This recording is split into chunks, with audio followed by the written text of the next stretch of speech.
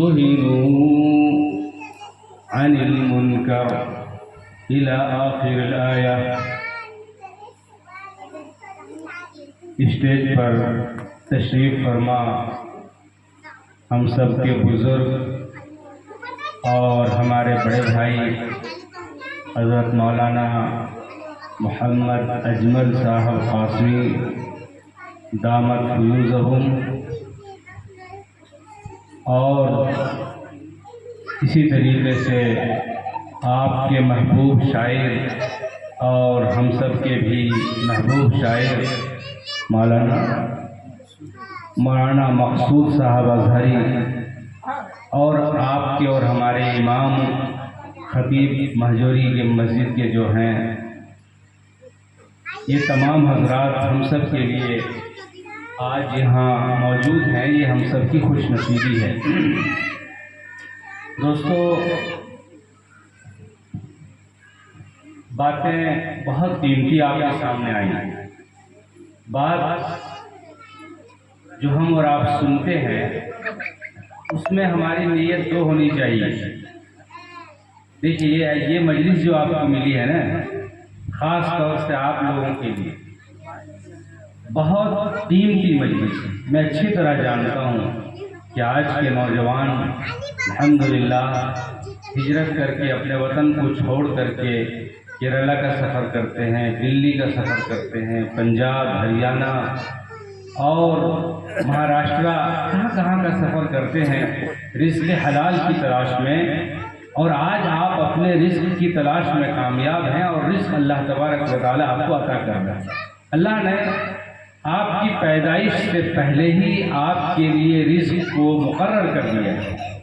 اب آج جو بچہ پیدا ہوا ہے محمد عاشر جس کا نام رکھا گیا ہے، یقینی طور پر اللہ تعالیٰ نے اس کے رزق کو بھی مقرر کر دیا ہے۔ وہ مہجوری میں ہے یا اس جگہ پر ہے، وہ جب بڑا ہوگا اللہ تبارک و تعالیٰ اپنے علم کے مطابق اس بچے کو وہ روزی عطا فرمائیں گے۔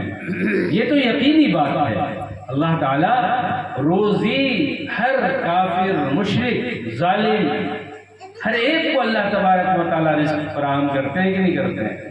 ارے چور جو ہوتا ہے، ڈاکو ہوتا ہے، بدماش ہوتا ہے، کیا اللہ تعالیٰ اس کو نہیں کھلاتے ہیں؟ کھلاتے ہیں کہ نہیں کھلاتے ہیں؟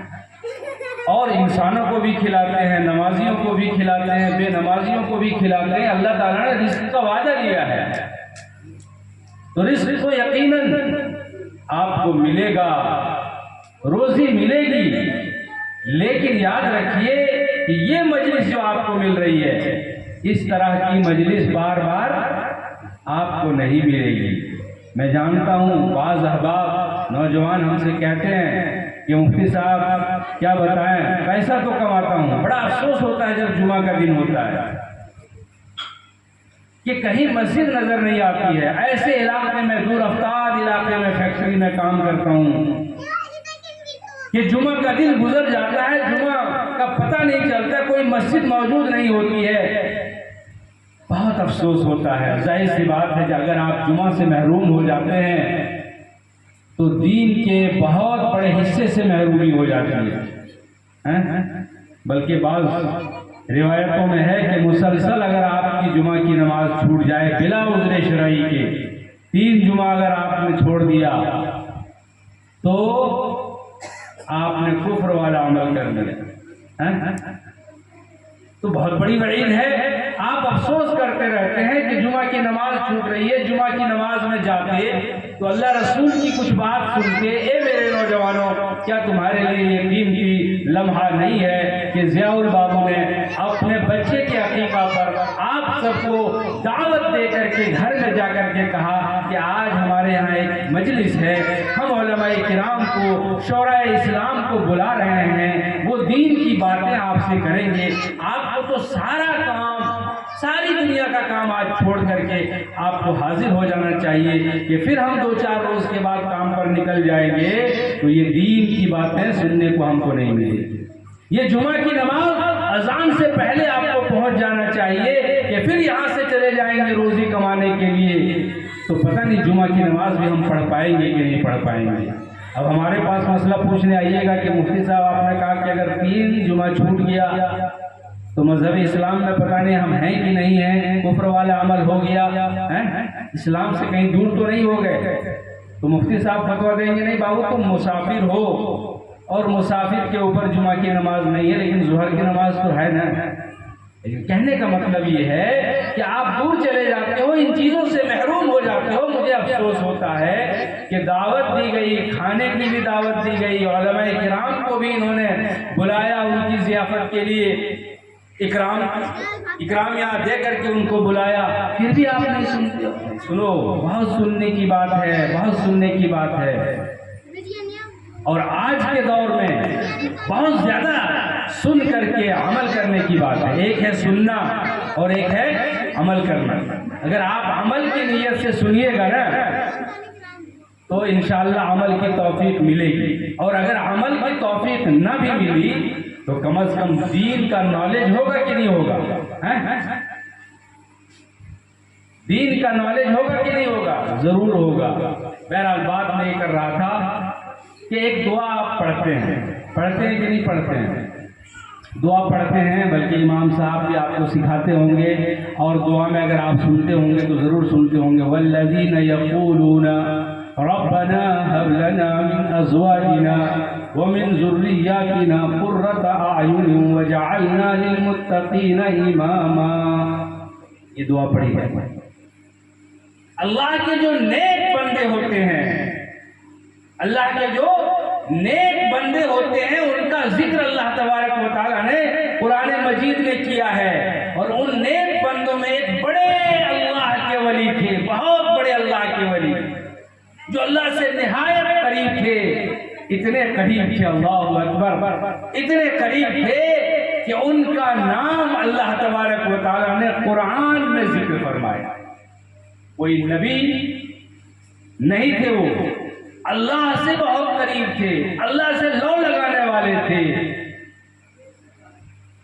بلکہ میں تو کہوں گا کہ اللہ نے ان کو اتنا پسند فرمایا کہ صرف نام ہی کا ذکر ان کا قرآن میں نہیں آیا، بلکہ ان کے نام سے اللہ نے پورا سورہ کا نام ہی ان کے نام سے رکھ دیا، والذین یقولون ربنا هب لنا من ازواجنا۔ کون تھے ان کے کہنے والے؟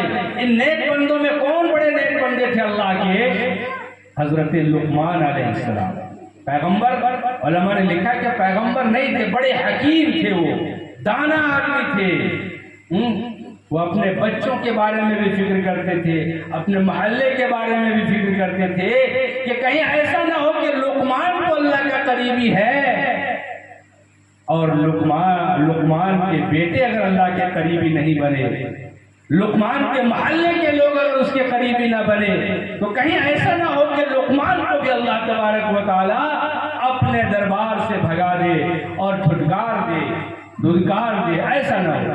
اس لیے حضرت لقمان علیہ السلام برابر کوشش کرتے تھے، اور جب موت کا وقت ان کا قریب آیا تو اپنے بچوں کو سب کو جمع کیا حضرت لقمان نے، اللہ کے بڑے قریبی بندے تھے، جمع کیا اور کہا کہ بچوں بتاؤ تم میرے بعد اس کی عبادت کرو گے، یعنی بچوں کی فکر۔ ایک نبی ہے حضرت یعقوب علیہ السلام، وہ بھی اللہ کے بڑے ولی اور نبی کا مرتبہ دنیا میں اپنے وقت میں سب سے بڑا مرتبہ ہوتا ہے، اللہ کے سب سے بڑے قریبی ہوتے ہیں، لیکن وہ بھی مرنے سے پہلے اپنے بچوں کو بلاتے ہیں، بھائی تربیت سب سے اچھی کہاں ہو؟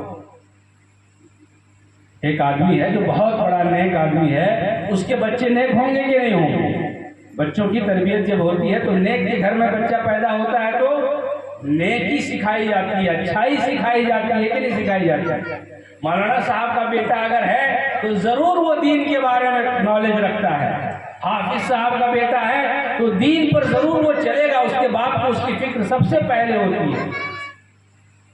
تو پیغمبر ہے اپنے وقت کے یعقوب علیہ السلام، ان کے گھر کے جو بچے ہیں وہ بھی پیغمبر بننے والے ہیں بعد میں، پھر بھی اپنے بچوں کو بلاتے ہیں اور کہتے ہیں لما تعبدون من بعدی، یا بنیا لما تعبدون من بعدی، اے میرے بیٹے بتاؤ، موت کے قریب یہ وقت میں کھٹیا کے پاس بلاتے ہیں، آؤ میرے پاس آؤ.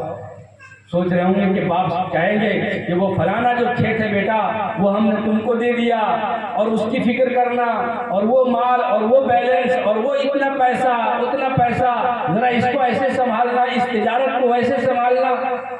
عام طور پر ہمارے یہاں ایسے ہی ہوتا ہے، بلکہ لوگ کہتے ہیں کہ آپ جا رہے ہیں ہمارے لیے کچھ کہہ کے نہیں گئے ابا، ہم کو کچھ کہہ کے جائیے، وصیت کر جائیے. لیکن پیغمبر یعقوب علیہ السلام اپنے بیٹوں کو جو وصیت کر رہے ہیں وہ کہہ رہے ہیں کہ اے بیٹا میرے پاس آؤ، یا بنیا آؤ میرے پاس. میرے بیٹوں، ان کے بیٹے کتنے تھے یعقوب کے؟ 12 بیٹے تھے، جس میں یوسف علیہ السلام بھی ایک بیٹا تھا.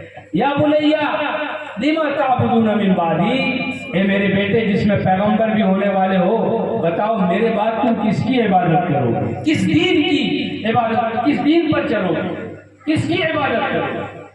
جب ایک پیغمبر اتنا چوکنا ہے اپنے گھر کے بارے میں، اپنے بچوں کے بارے میں اتنا زیادہ فکر مند ہے، تو ہم کو اور آپ کو پھر کتنا زیادہ فکر مند ہونا چاہیے کہ نہیں ہونا چاہیے؟ ایک آدمی جو خود شرابی ہے، آپ اس سے پوچھئے کہ کیا آپ یہ چاہتے ہیں کہ آپ کا بیٹا بھی شرابی ہو جائے؟ کہے گا نہیں مولانا صاحب، ہم تو چلیے جیسے تھے لچے لفنگے، اللہ معاف کرے میرے لیے دعا کیجیے، لیکن میرے بچے کے حق میں آپ دعا کر دیجئے کہ میرا بچہ نیک بن جائے. چاہتا ہے کہ نہیں چاہتا؟ ایک برا انسان اپنے بچے کے بارے میں یہ نہیں چاہتا کہ وہ برا بنے، بلکہ یہ چاہتا ہے کہ وہ اچھا بنے. لیکن اچھا بننے کے لیے آپ کو بھی اچھا بننا ہوگا. میں جو دعا آپ کو بتایا لقمان نے، حضرت لقمان نے جو دعا پڑھی تھی، کیا پڑھی تھی؟ ربنا ہب لنا من ازواجنا، اے اللہ پاک آپ مجھے بیوی ایسی عطا فرمائیے. میری جو بیویاں ہیں نا، ازواجنا، ایک بیوی نہیں تھی، کئی ایک بیویاں تھیں جو شریعت میں جائز ہے. اگر آپ کے اندر طاقت ہے، وسعت ہے اس کے حقوق پورا کرنے کے، تو ایک سے زیادہ بیویاں بھی آپ کے پاس رہ سکتی ہیں.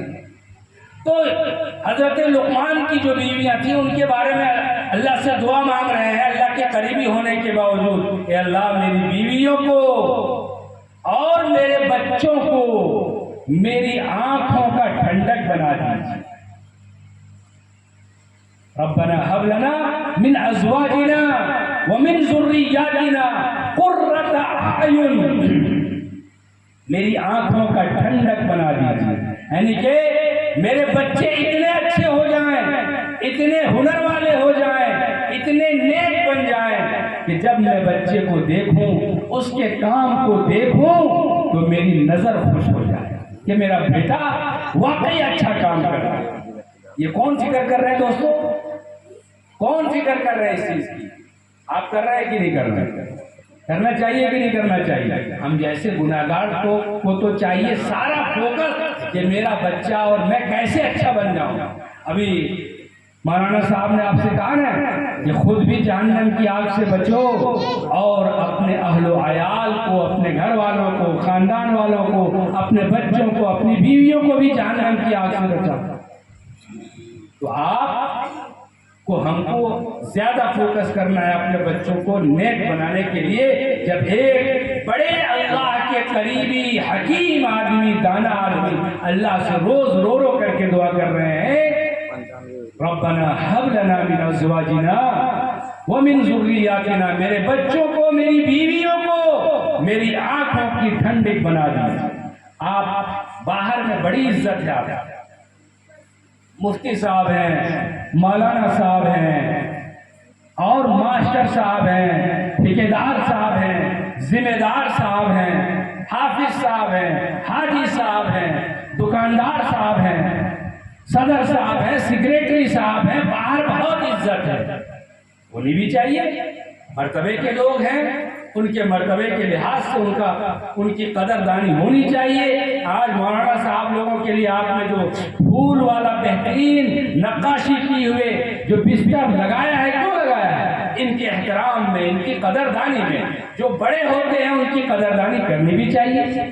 لیکن یہ قدر دانی جو ہم کو اور آپ نے دیا، اور بڑے لوگوں کو جن کی قدر دانی جو محلے میں اور بازار میں ہے، اگر وہ قدردانی آپ کی بیوی نہیں کرتی ہے تو آپ دو کوڑی کیا کریں؟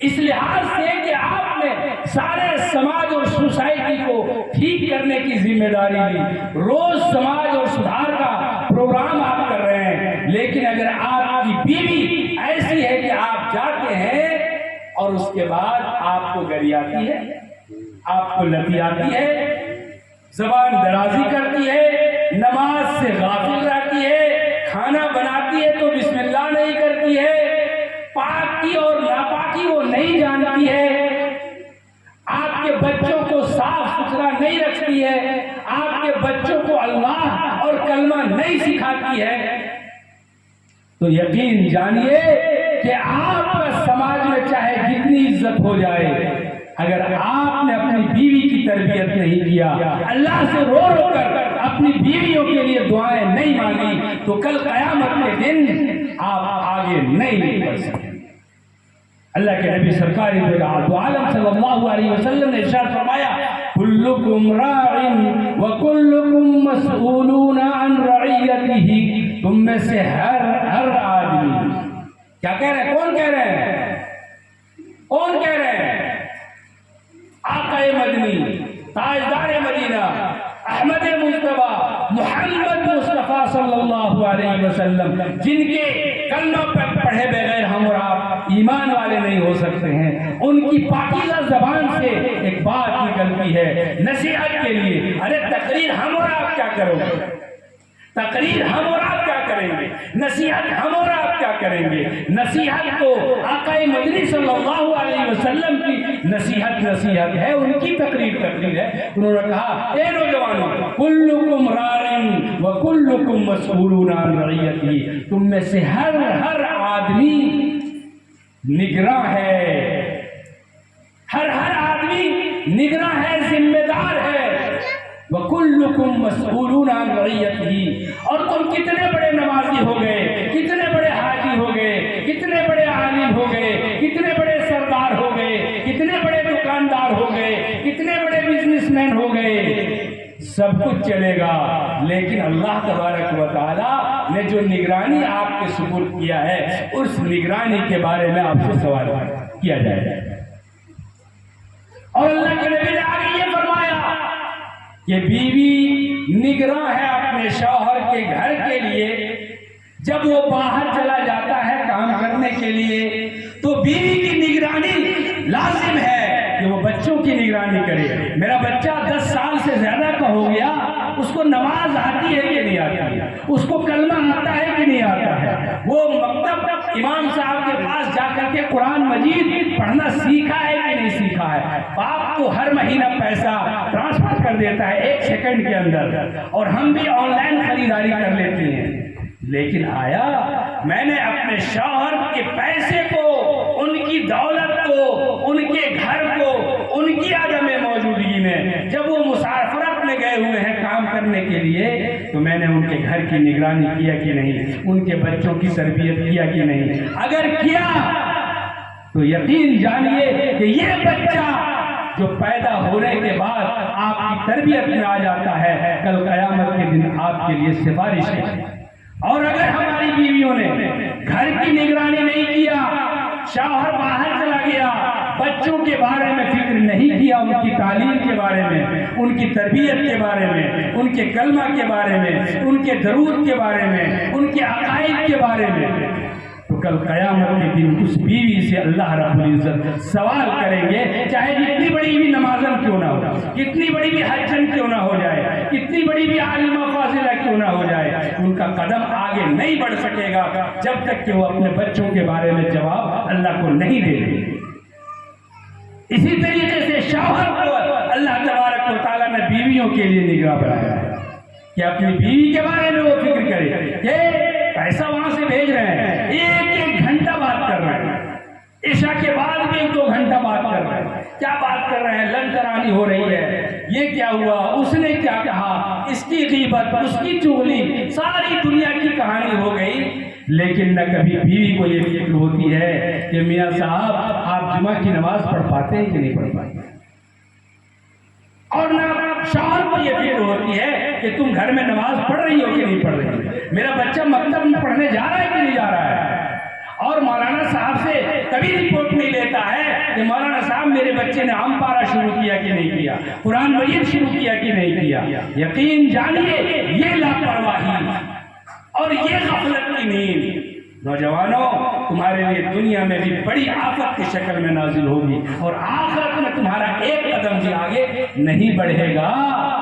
اپنی بیویوں کی بھی فکر کیجئے کہ وہ نماز پڑھ رہی ہے کہ نہیں، اور بیوی اپنے بچوں کے بارے میں فکر کرے کہ وہ دین اور اسلام کے عقائد کو سیکھ رہا ہے کہ نہیں سیکھ رہا ہے۔ اگر ایسا نہیں ہوگا تو کل قیامت کے دن ابن آدم کے قدم آگے نہیں بڑھ پائیں گے، اور جب تک کہ وہ سوال اور جواب اللہ تبارک و تعالیٰ سے نہیں کر لے گا۔ اور اللہ تعالیٰ اگر سوال کرنے پہ آ جائیں گے تو ہمارے اور آپ کا دم ہے کہ کوئی جواب اور آنسر دے پائیں گے؟ نہیں دے پائیں گے۔ اس لیے غفلت کے پردے کو ہٹائیے اپنے دماغ سے، خالی پیسہ کمانے مت جائیے، بلکہ دینی کتابوں کو پڑھیے اگر پڑھنا آتا ہے۔ دینی پروگرام جو آتے ہیں آج کل موبائل میں، ان چیزوں کو بڑے علماء کا فالوور بنیے اور ان کی تقریروں کو، ان کے بیانات کو سنیے، اور جب گاؤں آئیے تو اس طرح کی جو دینی مجلس ہو، کھانا پینا سب چھوڑ دیجئے، ٹھنڈا پینا اور ہوٹل میں جا کر کے چائے پینا اور گپ بازی کرنا، ان چیزوں کو ترک کر دیجئے، اور غنیمت جانیے کہ اگر میرا 3 دن لگ جاتا تو کتنا اچھا ہوتا۔ جماعت نکلنے والی ہے ماجوری سے، 3 دن جاتے تو ہم اپنا کلمہ بھی صحیح کر لیتے، الحمد و شریف بھی صحیح ہو جاتا، اور سورت بھی کم سے کم 4 سورہ یاد کر لیتے۔ رکوع میں کیا پڑھا جاتا ہے، میرا رکوع صحیح ہے کہ نہیں ہے، ہم غسل کرنا جانتے ہیں کہ نہیں جانتے ہیں۔ جب ہم لوگ یہاں شروع میں آئے تھے، یہ توہین کے لیے نہیں بلکہ بتا رہا ہوں، تو پانی کی بڑی دقت تھی، پانی بہت کم تھا۔ گرمیوں کے زمانے میں ایک چھوٹا سا، کہنا چاہیے کہ ہمارے ہاں اس کو کیا کہتے ہیں، چھوٹا سا کنواں ٹائپ کا تھا، داڑھی شیپ میں جو ہوتا ہے نا، جہاں سے پانی نکلتا ہے، پتھر سے گھیر دیا جاتا ہے، تو اسی میں سب نہاتے تھے، اور پانی مشکل سے 1 ڈرام میں جتنا پانی ہوتا ہے اتنا ہی پانی آتا تھا، اس میں سب نہا رہے ہیں، انسان سارے ہیں، آدیواسی بھی نہا رہے ہیں، مسلمان بھی نہا رہے ہیں، ہندو بھائی بھی نہا رہے ہیں، سارے لوگ غسل کر رہے ہیں۔ آپ نے غسل کیا، جمعہ کی نماز اسی سے پڑھی، اللہ تعالیٰ جزائے خیر عطا فرمائے۔ تو میں یہ کہہ رہا تھا کہ اب ہم لوگوں کو پتہ ہی نہیں تھا کہ بھائی غسل کریں گے تو اس کے لیے سب سے پہلے ضروری چیز کیا ہے، پانی کا پاک ہونا۔ جس پانی سے ہم غسل کر رہے ہیں اس کے اندر یہ طاقت اور صلاحیت ہے کہ نہیں کہ آپ کے باڈی کو وہ نماز میں کھڑے ہونے کے قابل ہے، آپ کے باڈی کو قرآن کی تلاوت کے لیے تیار کر دیں۔ کیا مطلب ہے نہانے کا؟ کیا مطلب ہے؟ کلی کرنا اچھے طریقے سے، ناک میں پانی بھی ڈالنا ہے، اور اس کے بعد سارے بدن میں پانی اچھے سے بہانا ہے، رگڑ رگڑ کر، کوئی ایک بال کے برابر سوکھا نہ رہے، یہ تو ہے، لیکن پانی کا بھی تو پاک ہونا ضروری ہے۔ وہ ڈڑیا میں سب جا کے ڈبکی لگائیے گا، اور وہ جو چھوٹا والا ہوتا ہے خنزیر جس کو کہا جاتا ہے، وہ تو حرام ہے نا، حرم علیکم المیتۃ والدم ولحم الخنزیر، اللہ تبارک و تعالیٰ نے مردار کو تمہارے لیے حرام کیا، خون قربانی کا ہو چاہے عقیقے کا ہو، اس خون کو بھی اللہ نے حرام کیا، اور خنزیر کو حرام کیا۔ وہ خنزیر آتا ہے اسی میں ڈبکی لگاتا ہے، کتا بھی آتا ہے اسی میں ڈبکی لگاتا ہے، اور مولانا صاحب کی گئے پانی تو ہے نہیں، اسی میں ڈبکی لگا دیا، اور اس کے بعد امامت فرما دی۔ مجبوری کی بات الگ ہے، لیکن کہنے کا مطلب یہ ہے کہ پانی کا پاک ہونا، یہ کب جانیے گا آپ کہ پانی پاک ہونا ضروری ہے۔ ہماری ماں بہنوں کے حالت ایسی ہوتی ہے کہ ان کو ماہواری کا زمانہ ہے، اب پاک ہونا ہے، شوہر میاں بیوی کا رشتہ ہے کہ صبح غسل کرنا ہے تبھی تو وہ نماز پڑھ پائیں گی۔ تو پانی کا پاک ہونا ضروری ہے، اور پانی کے پاک ہونے کے لیے 3 چیزیں کم سے کم ضروری ہیں: رنگ، بو اور مزہ۔ پانی کا مزہ کیسا ہوتا ہے؟ بہت کڑوا ہوتا ہے نا جی؟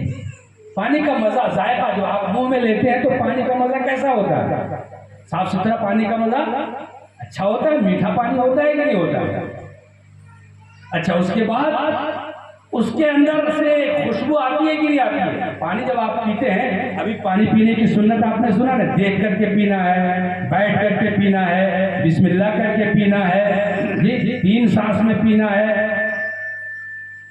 اور اس کے بعد آپ نے پانی کو جو پیا، تو پانی جب آپ پیئیں گے منہ سے، تو ناک اللہ تبارک و تعالیٰ نے ٹھیک جگہ پر لگا دیا ہے کہ نہیں؟ ناک آپ کی بتا دے گی کہ پانی میں مزہ خراب ہے یا اچھا ہے، اور اس کی بو خراب ہے یا اچھی ہے. اگر بو اچھی ہے یعنی اس سے گند نہیں آ رہی ہے، مزہ اچھا ہے، جو پانی کا ذائقہ ہوتا ہے وہ بھی ٹھیک ہے. اور اس کے بعد رنگ ہونا چاہیے اس کا، پانی کا جو کلر ہے آٹومیٹک، اللہ قدرتی جو پانی کا رنگ ہوتا ہے وہ کیسا ہوتا ہے؟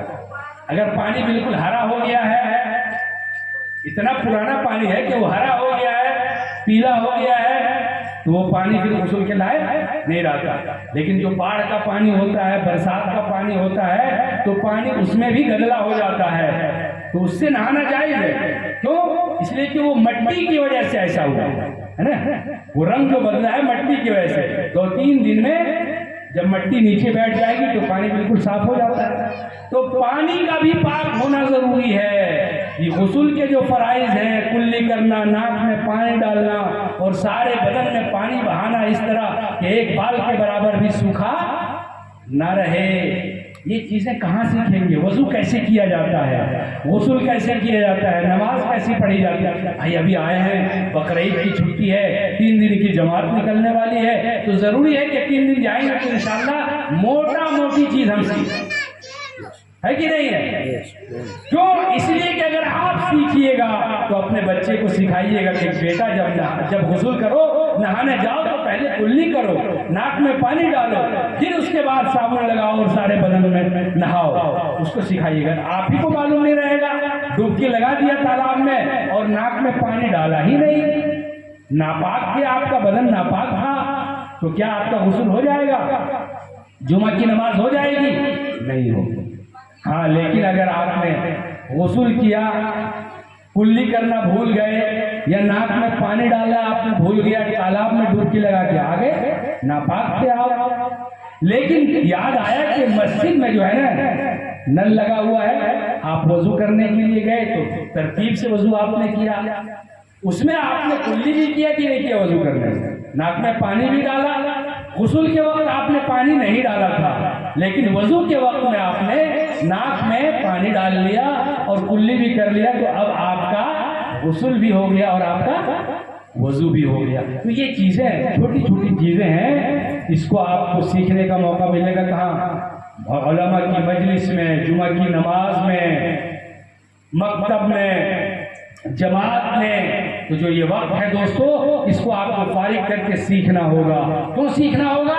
اس لیے کہ اگر نہیں سیکھیں گے تو کل قیامت کے دن اللہ ہم سے سوال کرے گا. ہم سب جتنے ہیں انسان، سب کے سب ذمہ دار ہے کہ نہیں؟ اور ان سے ان کے بارے میں سوال کیا جائے گا. تو جو نیک لوگ ہوتے تھے ان کو یہ احساس تھا کہ ہم تو اللہ کے قریبی ہیں.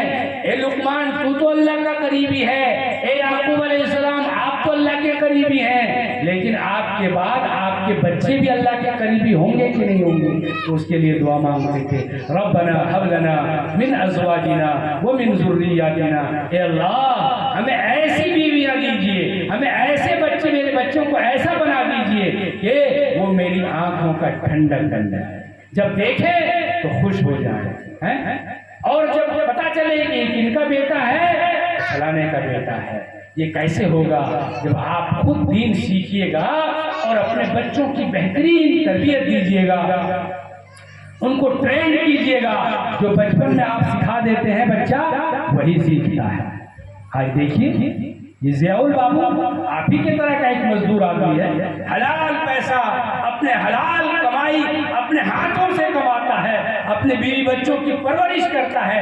اس کے دل میں یہ بات کس نے ڈالا کہ آپ اپنے بچے کا عقیقہ کرو؟ یہ نبی علیہ السلام کی سنت ہے. اللہ نے ڈالا. کیوں ڈالا؟ ضرور اللہ کو ان کا کوئی کام، کوئی نیکی اللہ کو پسند آئی ہوگی کہ اللہ نے اس کے گھر میں اولاد عطا فرمائی اور اس کے دل میں یہ داعیہ پیدا کیا کہ آپ اپنے بچے کا عقیقہ کریں. اور جانتے ہیں عقیقہ کیا چیز ہے؟ بخاری شریف میں ہے کہ بچہ رہن میں رہتا ہے. رہن جانتے کہ نہیں؟ کھیتوا پہلے رہتے تھے نا رہن میں، کہ رہن میں یہ کھیت لیا گیا، رہن بندھک میں. اور اس میں کیا ہوتا تھا کہ آپ کو اچانک ضرورت پیش آ گئی اور آپ کے پاس پیسہ نہیں ہے اور حق پیچا کوئی قرضہ دینے والا نہیں ہے. آپ چلے گئے ہمارے مولوی شمس الدین صاحب کے پاس، کہ پرانے آدمی ہیں وہاں سے قرضہ مل جائے گا. تو انہوں نے کہا بیٹا ایسا ہے، میرے پاس یہ تھوڑا سا روپیہ ہے، ہم رہن وہن میں تم سے نہیں چاہیں گے، یہ پیسہ تم لے جاؤ، اپنا کام کر لینا، پھر ہم کو لوٹا دینا. لیکن آپ کا کام 2000 روپے سے نہیں بنا. آپ چلے گئے پھوچا مودی کے پاس. پھوچا مودی نے کہا کہ ہم ایسے تو دیں گے نہیں آپ کو، کوئی کھیت ویت ہے، کوئی ہنسلی وسلی ہے؟ آپ نے کہا کہ ہاں وہ ہنسلی وہ ہے، تو لاؤ ہنسلی بندھک رکھو اور ہر مہینہ اس کا سود دینا پڑے گا. نہیں دو گے تو پھر یہ کیا ہو جائے گا، اس کو کیا بولتے ہیں، پیسہ اگر نہیں دیا گیا تو فورفٹ، جس کو بولتے ہیں فورفٹ ہو گیا. پیسہ اگر اتنے دن میں قراری ہے، اتنے دن میں پیسہ اگر آپ نے نہیں جمع کیا تو وہ بندھک ختم ہو جائے گا، اس کی ہنسلی ہو جائے گی. تو رہن ایک وہ ہوتا تھا. رہن کھیت بھی لے جاتا تھا کہ جب تک تم پیسہ نہیں لوٹاؤ گے ہر سال اس سے ہم اناج اگائیں گے اور کھائیں گے. اس کو کیا بولا جاتا تھا؟ رہن. وہ جائز نہیں ہے، حرام ہے. رہن میں اگر آپ نے کھیت خریدا اور اس سے فصل اگایا اور کھایا تو حرام ہے آپ کا کھانا، وہ سود ہے. پھر کیا کرنا ہے؟ کٹو کرا. 10,000 روپیہ دیا تھا کہ بابو تمہارا کام چلانے کے لیے دے دیا. اب ایسا ہے کہ ہر سال 100 روپیہ 200 روپیہ یا 1000 روپیہ کٹے گا. جتنا دن تم پیسہ ادا نہیں کرو گے ہر سال کے حساب سے اتنا پیسہ میرا کم ہوتا جائے گا. 5 سال آپ نے کھیتی کیا، 10,000 روپیہ قرضہ لیا تھا، تو اب جب واپس کرے گا تو آپ بولیے گا کہ 10 نہیں دو بابو 5 ہی دو، اس لیے کہ ہم نے اس سے فصل بھی تو کاٹا ہے. یہ جائے. تو رہن آپ کو سمجھایا. بچہ جو پیدا ہوتا ہے نا، جب اس کا عقیقہ ہم لوگ نہیں کرتے ہیں تو وہ بچہ بھی رہن میں رہتا ہے، قرضہ میں رہتا ہے. اور رہن کا مطلب یہ ہے کہ وہ بلاؤں میں رہتا ہے، مصیبتوں میں گھرا رہتا ہے. یہ حدیث کا مفہوم ہے. وہ گروی رہتا ہے. کس کے پاس گروی رہتا ہے؟ شیطان کے پاس. اور شیطان کیا کرتا ہے؟ بچہ کو جیسا چاہتا ہے اس کے ساتھ کھیلا کرتا ہے. لیکن جب انسان اپنے بچے کا عقیقہ کر دیتا ہے تو رہن سے آزادی ہو جاتی ہے. گروی جو رکھا گیا تھا اس سے آزادی مل جاتی ہے. اب شیطان اس بچے کے ساتھ کھلواڑ نہیں کر سکے گا. اتنا بڑا نیک کام ضیاء البابو نے کیا. کس مولانا صاحب نے بتایا؟ میں نے تو ان کو نہیں بتایا، یہ اللہ نے ڈالا ان کے دل میں. کوئی عمل ان کا پسند آیا ہوگا. اے لوگوں، تم بھی اللہ کو یاد کرو، اپنی اولاد کی فکر کرو کہ ہم اپنی اولاد کو پڑھائیں گے، دینی تعلیم سے آراستہ کریں گے اور ان کی تربیت کر کے ایسا بنا دیں گے کہ جب ہم مر جائیں گے تو بھی میرے لیے وہ آنکھوں کا ٹھنڈک ہوگا، میرے لیے دعائیں کرے گا. اور زندہ رہیں گے تو بھی میرا بچہ جب دوسروں سے ملے گا اور سلام کرے گا، دعائیں کرے گا اور ایک دوسرے سے ملے گا تو کہے گا کہ یہ حاجی صلاح الدین صاحب کا لڑکا ہے، یہ بڑے بزرگ ہمارے چچا چراغ الدین صاحب مرحوم کا لڑکا ہے. دیکھیے ان کے چہرے پہ داڑھی ہے، ان کے سر پہ ٹوپی ہے، مسجد سے ان کا رشتہ ہے، دیندار لوگوں سے ان کا رشتہ قائم ہے. اس لیے ہے کہ وہ خود دیندار تھے اور اپنے بچوں کو انہوں نے تربیت دی تھی دین کی. تو دین کی خوشبو آپ کی نسلوں میں اگر آپ چاہتے ہیں کہ باقی رہے، وہ بھینی بھینی خوشبو دنیا محسوس کرتی رہے، تو آپ کے لیے لازم ہے کہ اپنے بچوں کی نگرانی کیجیے. یہ موبائل کا دور ہے، یہ ڈیجیٹل دور ہے. اپنے بچوں کی نگرانی کیجیے، کہیں ایسا نہ ہو کہ شیطان اس کو کھلونا بنا لے. تو میں یہ کہہ رہا تھا کہ بچہ شیطان کا کھلونا بنا رہتا ہے، وہ گروی رہتا ہے، اور جب عقیقہ کر دیا جاتا ہے تو گروی سے آزادی مل جاتی ہے. فتح الباری یہ بخاری شریف کی شرح ہے، فیض الباری فتح الباری. اس کے اندر اس کی تفسیر میں لکھا ہے کہ گروی کا کیا مطلب ہے؟ بتایا کہ وہ بچہ کل قیامت کے دن جس کا عقیقہ ہو گیا اپنے باپ کے حق میں وہ سفارش کرے گا کہ اللہ تعالیٰ یہ میرا باپ ہے، حلال کمائی سے مجبوری ہونے کے باوجود باقاعدہ اللہ تیری رضا کے لیے جیسے ہم اور آپ قربانی کرتے ہیں، اس نے دعا پڑھی انی وجہت وجہی للذی فطر السماوات والارض، اے آسمان کے پیدا کرنے والے، اے زمین کے پیدا کرنے والے، میں نے اپنی نیت کو تیری رضا کی خاطر متوجہ کر لیا، یہ قربانی جو میں کر رہا ہوں اور میں سیدھا ہو گیا، صرف اخلاص کے ساتھ تیری راہ میں قربانی کر رہا ہوں، آپ میری اس قربانی کو قبول کر لیجئے، میرے اس عقیقہ کی قربانی کو قبول کر لیجئے، اور اس بچے کے بال کے بدلے میں، اس کے ہر چیز خون کے بدلے میں اور ان کے گوشت کے بدلے میں جو نیکیاں جیسے قربانی میں آپ عطا کرتے ہیں، اے اللہ اس بچے کے لیے جو میں نے قربانی دی، عقیقہ کیا، اس کو آپ قبول کرو۔ تو وہ بچہ کہے گا کہ اتنی بڑی قربانی اللہ، میں معصوم تھا، میرے ابا نہیں جانتے تھے کہ یہ مولانا صاحب بن جائیں گے، میرے ابا کو یہ پتا نہیں تھا کہ مسجد کے امام صاحب میں بن جاؤں گا، لیکن بچپن ہی میں انہوں نے تیری رضا کی خاطر اپنے بچوں کو نیک بنانے کے لیے عقیقہ کر دیا ہے، اے اللہ میں سفارش کرتا ہوں آپ میرے ابا کو جنت میں داخل کر دیں۔ اللہ تعالیٰ اس بچے کی سفارش کو قبول کریں گے اور اس کو جنت میں داخل کر دیں گے۔ تو عقیقہ بڑی عمدہ چیز ہے، عقیقہ ضرور کرنا چاہیے، اور اپنے بچوں کے لیے اور اپنی بیویوں کے لیے دعائیں مانگنی چاہیے۔ ہماری ماں اور بہنوں کو بھی یہ فکر ہونی چاہیے کہ ہمارا بچہ نیک کیسے بنے۔ میں نے خطبے میں ایک آیت پڑھی تھی، آپ بور تو نہیں ہو رہے ہیں جی؟ اگر بھوک لگی ہے تو وہ بھی بتائیے گا، پھر جلدی ختم کر دیں گے۔ بس جو میں نے خطبہ میں ایک آیت پڑھی تھی، لعن الذین کفروا من بنی اسرائیل من علی لسان داؤد الی آخر، کہ اللہ تبارک و تعالی نے ایک قوم کے لیے لعنت ارشاد فرمائی۔ کیا لعنت بھیجی؟ اللہ تعالیٰ نے لعنت اللہ علی الکاذبین، جھوٹ بولنے والوں پر بھی لعنت ہے، لعنت اللہ علی الظالمین، ظالم لوگوں پر بھی اللہ نے لعنت بھیجی ہے۔ لیکن لعنت اور ایک اس کے مقابل کی چیز ہوتی ہے رحمت۔ تو لعنت جو کروائی ہے، سنیے ایک قوم کی بات ہے، توجہ چاہوں گا، لعنت برسوائی ایک نبی کے ذریعے سے۔ بنی اسرائیل ایک قوم گزری ہے جس کو یہودی کہتے ہیں، اور یہودی کی نسلوں میں اللہ تبارک و تعالی نے سب سے زیادہ پیغمبر کو دنیا میں بھیجا، بڑے اچھے لوگ بھی تھے یہ لوگ، لیکن ان کے اوپر حضرت داؤد علیہ السلام جو اللہ کے پیغمبر تھے، ان کے ذریعے سے باقاعدہ اس قوم کے اوپر لعنت بھیجی گئی۔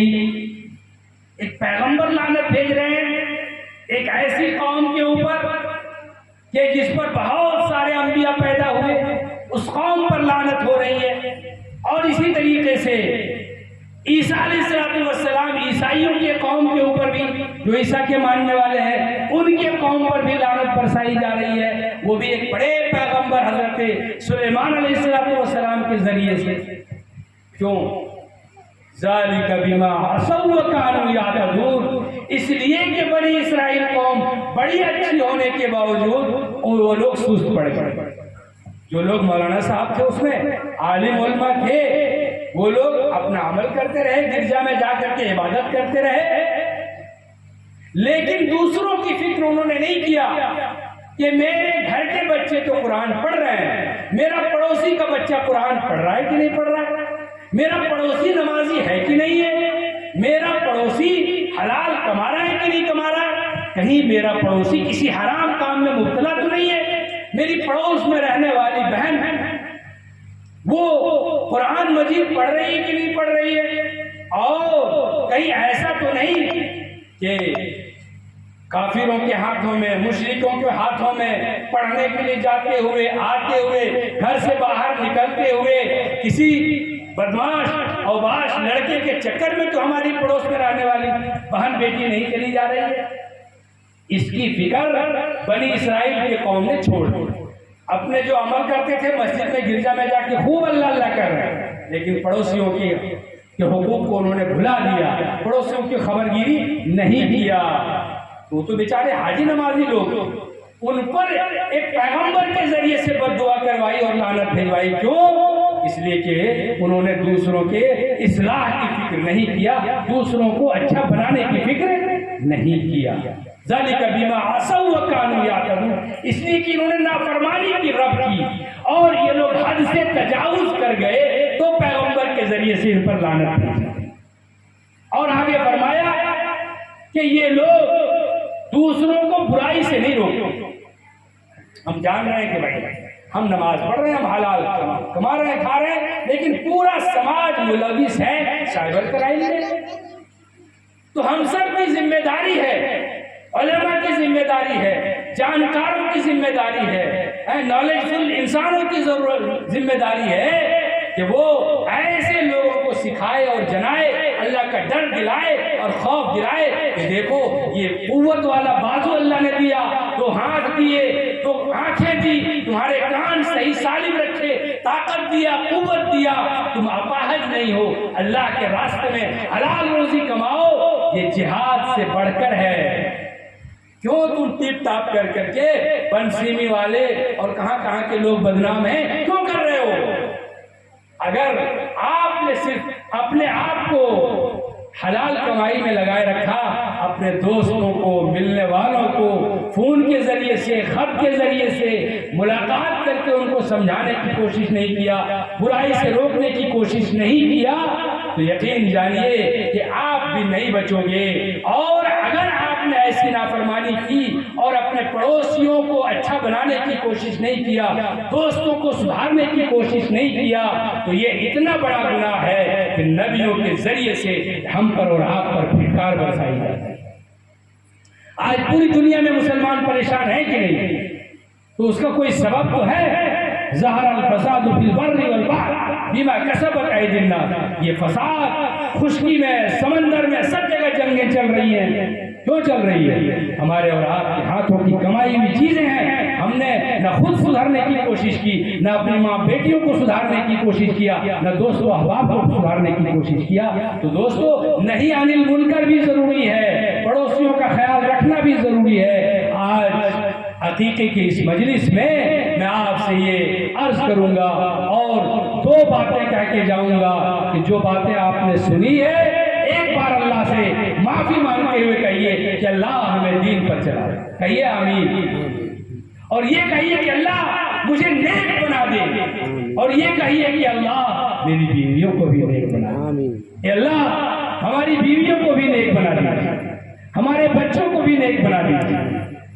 نیک بننا اور بنانا، پیغمبر نے دعا مانگی، لقمان اللہ کے برگزیدہ بندہ تھے، انہوں نے دعا مانگی، پٹائی نہیں کی جا کر کے بھی۔ معلوم ہوا کہ ہم نے منع کیا تھا کہ فلانی کے گھر میں مت جانا، تم وہاں چلی گئی۔ اس نے کہا اس لیے میں گئی تھی کہ وہ دین اسلام کو جانتی ہے، ان سے ذرا سیکھنے کے لیے گئی۔ اب آپ نے تو تماچا لگا دیا اس کو، میں نے منع کیا تھا فلانی کے گھر مت جانا۔ ارے فلانی کے گھر اگر جانے سے اس کا دین بن جاتا ہے، اس کی آخرت بن جاتی ہے، تو جانے دینا چاہیے، آنے دینا چاہیے۔ نبی علیہ السلام کی بیویوں ازواج مطہرات کی یہاں بھی پڑوس کی عورتیں آتی تھی، دین سیکھ کر کے جاتی تھی، ماں عائشہ دین سکھاتی تھی۔ ہم تو کہتے ہیں کہ عورتوں کے درمیان بھی تعلیم ہونی چاہیے۔ اگر آپ کے آس پڑوس میں کوئی بہن، کوئی بہو ایسی آئی ہے جو پڑھنا جانتی ہے، نماز جانتی ہے، تو کم سے کم ہفتے میں ان سب کا ایک جوڑ ہونا چاہیے۔ بھائی نظام کے گھر میں، یا بھائی ہمارے چھوٹے بھائی اظہر الدین کے گھر میں، یا محی الدین کے گھر میں، یا اختر بھائی کے گھر میں، یا صدر صاحب کے گھر میں ہفتے میں ایک دن عورت سب جمع ہو اور وہاں اللہ کی کتاب پڑھی جائے، قرآن سکھایا جائے، نماز سکھایا جائے، 1 گھنٹے کی ایسی مجلس ہونی چاہیے۔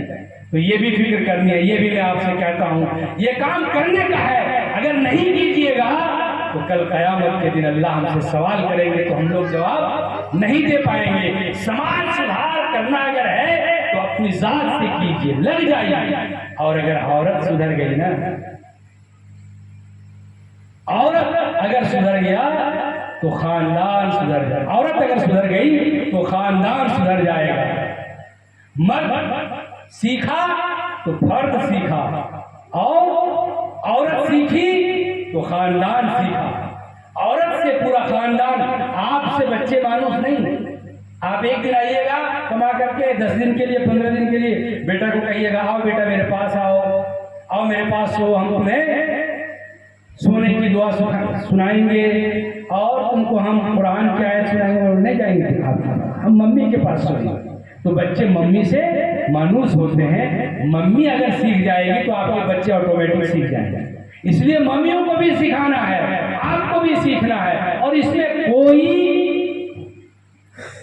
شرم و حیا کی بات نہیں ہونی چاہیے کہ بیوی اگر پڑھی لکھی ہے تو شوہر اس سے نہ سیکھے، شوہر اگر پڑھا لکھا ہے تو بیوی کو نہ سکھائے۔ یہ تو نہایت محرومی کی بات ہے کہ بیوی شوہر سے نہیں سیکھ پا رہی ہے یا شوہر بیوی کو نہیں سکھا رہا ہے۔ اللہ کے یہاں آپ کی نماز اگر درست ہے، آپ کا تحیات درست ہے اور بیوی کا تحیات درست نہیں ہے تو آپ کی نماز مکمل نہیں ہو سکتی ہے، بیوی کو سکھائے گا۔ اس لیے فکر کیجئے۔ تو پہلی بات یہ ہے کہ دعا کیجئے اللہ سے، سختی نہیں کرنا ہے، بیویوں پر بچوں پر بہت زیادہ سختی نہیں کرنی، تھوڑی بہت مارنے کی اجازت ہے۔ آپ بچہ کو 9 سال کا ہو جائے اور نماز کے لیے نہ جائے تو اس کو کبھی کبھی تھپڑا دیا گیا۔ یہ جو آج کل فارمولہ چلا ہے نا، چاکلیٹ بانٹا جاتا ہے اسکولوں میں، مارنا منع ہے، جرم ہو گیا ہے، لیکن پٹائی ہلکی پھلکی ضروری ہے تاکہ اس کی تنبیہ ہو سکے، اس کے اندر ایک خوف، لیکن ظالمانہ انداز میں نہیں، غصے میں آ کر کے نہیں، دشمن بن کر کے نہیں، بلکہ پیار کے لیے۔